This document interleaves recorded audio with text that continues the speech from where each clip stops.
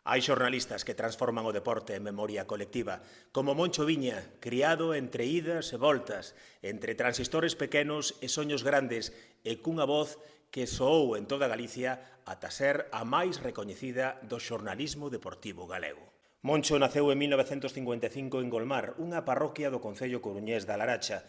Comezou no xornalismo con colaboracións en dúas cabeceiras principais de mediados dos 70, El Ideal Gallego e El Orzán. O tempo que estudaba filosofía e psicoloxía empezou a deixarse seducir pola radio. O feitizo atrapouno a través dunha colaboración en Radio Juventud, onde falaba da antropoloxía por 300 pesetas ao mes. Ata que lle tocou, case de casualidade, falar de deporte. E xa non puido saír de aí.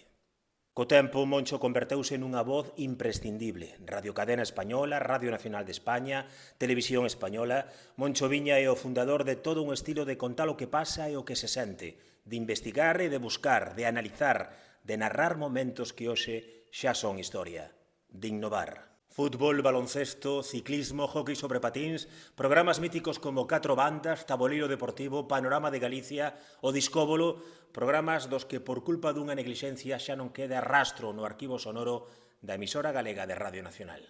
A principios de 2008, o referente do xornalismo deportivo galego colgou os micrófonos tras 30 anos, pero seguiu activo, colaboracións radiofónicas, artigos de prensa, actividades empresariais e dúas das súas ideas máis queridas.